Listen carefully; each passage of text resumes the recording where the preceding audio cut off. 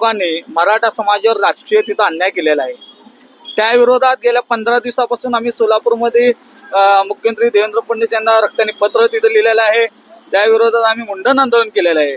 आणि आज आम्ही मुख्यमंत्री देवेंद्र फडणवीस, प्रदेशाध्यक्ष रवींद्र चव्हाण, जिल्ह्याचे पालकमंत्री जयकुमार गोरेजी आणि सोलापूर शहरातील स्थानिक भाजप विरोधी लोकांच्या विरोधात आज आम्ही मूक आंदोलन केलेलं आहे. गेल्या 32 वर्षापासून सर्वच राजकीय पक्षांनी प्रत्येक समाजाला महापौर करून तिथं संधी दिलेली आहे. 1993 नंतर आज 32-33 वर्ष झालं मराठा समाजावर तिथं राजकीय अन्याय झालेला आहे. यंदा सर्वसाधारणसाठी जागा असताना भाजपच्या ह्या देशी लोकांनी तिथं ओबीसीचा महापौर करून मराठा समाजावर तिथं राजकीय तिथं अन्याय केलेला आहे. मी आपल्या माध्यमातून राज्याचे मुख्यमंत्री देवेंद्र फडणवीस यांना सांगतो की लोकसभेला मराठा समाजाने मतपेटीतून तुम्हाला महाराष्ट्रात उत्तर दिलेलं आहे. विधानसभेला मराठा समाज तुमच्या सोबत होता म्हणून तुम्ही सत्तेत आलेला आहे. ज्या सोलापूर शहरामध्ये महापौर निवडीनंतर जिल्हा परिषद आणि पंचायत समितीची तिथं निवडणूक होती, स्थानिक जिल्ह्याचे जिल्हा प्रमुख असतील, पालकमंत्री असतील, यांनी 55+ तिथं जिल्हा परिषदला तिथं त्यांनी स्वप्न पाहिले होते. पण महापौर निवडीचा फटका सुद्धा त्यांना ग्रामीण भागात तिथं बसलेला आहे.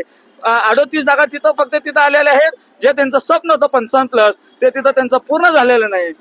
जिल्ह्याचे पालकमंत्री असतील, मुख्यमंत्री असतील, प्रदेशाध्यक्ष असतील, त्यांनी मराठा समाजाला राजकीय जे अन्याय झालेला सोलापूर शहरात तिथं योग्य न्याय द्यावा. अन्यथा येणाऱ्या काळात सोलापूरसह महाराष्ट्रात प्रत्येक जिल्ह्यात, प्रत्येक तालुक्यात, शहरात तुम्हाला हे आंदोलनाचा वणवा तिथं दिसेल. पालकमंत्री जयकुमार गोरे आज सोलापूर दौऱ्यावर आहेत. त्याची भेट घेणार आहात का? त्यांना काय आवाहन करतात?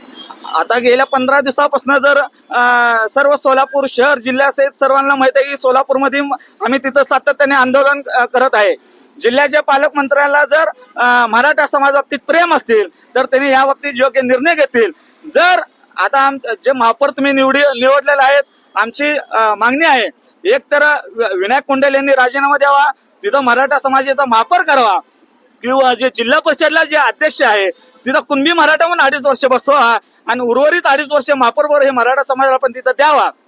जर जिल्ह्याच्या पालकमंत्र्यांनी जर मराठा समाजावर हिथं सुद्धा अन्याय केला तर आम्हा मराठा समाजामध्ये एक मेसेज आहे, जिल्ह्याचे पालकमंत्री हे फक्त ओबीसीचा विचार करतात, हे मराठा द्वेषी आहेत. आणि यानंतर सुद्धा आम्ही एक आंदोलन आम्ही तिथं चालू करणार आहे. जर जिल्हा परिषदचा अध्यक्ष बाबतीत अशी महापौर बाबतीत जर निर्णय झाला नाही, आम्ही भाजप विरोधात, भाजप हे मराठा देशी आहे, आम्ही हे रथ तयार करून संपूर्ण महाराष्ट्र प्रत्येक गावात आम्ही तिथं फिरवणार आहे. महापौर प्रक्रियेची निवडणुकीची व्हॅल्यू होती ती पारदर्शक होती का? आपण बघितलं तर आज ठराविक सोलापूर शहरामध्ये 5-6 जण ठराविक लोकांनी हे महापौर असतील किंवा अनेक गोष्टी निर्णय हे कुणाला विश्वासात न घेता हे तिथे घेतलेले आहेत. असेल ते त्यांच्या पक्षातलं त्यांचं अंतर्गत विषय असेल. पण आमची महापालिकेत सत्ता आल्यानंतर पासून आमची मागणी आहे की मराठा समाजावर तिथं राजकीय हत्यावर अन्याय झालेला आहे, मराठा समाजाचा महापौर करावा. पण शहराध्यक्ष रोहिणी तडवळकर असतील, जिल्ह्याचे पालकमंत्री असतील, इथले आमदार असतील, ह्या लोकांनी मराठा समाजावर राजकीय अन्याय केलेले आहेत. सातत्याने पालकमंत्री एकच म्हणतात प्रदेशाध्यक्षकडे आम्ही नावं पाठवलेत. मग प्रदेशाध्यक्षकडे जे नावं पाठवलेत, मग प्रदेशाध्यक्ष रवींद्र चव्हाण असतील, मुख्यमंत्री देवेंद्र फडणवीस, हे मराठा दिवशी आहे का? हा आता मराठा समाजाला मोठा आम्हाला प्रश्न पडलेला आहे. मराठा समाजाच्या नेत्यांमध्ये मतभेद निर्माण करून राजकीय गणिते चालली गेली आहेत असं तुम्हाला वाटतं का? मी आता ह्या जे काय राजकारण आहेत त्यांच्यावरती मला काय बोलायचं नाही. आम्ही मराठा समाजातले आम्ही चळवळीत काम करणारे लोक आहेत. जिथं मराठा समाजावर अन्याय आहे तिथं त्या विरोधात आम्ही सातत्याने आज 20 वर्ष झालं आम्ही तिथं आंदोलन करत आलेले. आणि फक्त भाजपच नाही, काँग्रेस सरकार असतील, मुख्यमंत्री उद्धव ठाकरे असतील, प्रत्येक राजकीय पक्षाच्या विरोधात जिथं समाजावर अन्याय झाला तिथं आम्ही सातत्याने तिथं आंदोलन केलेलं आहे.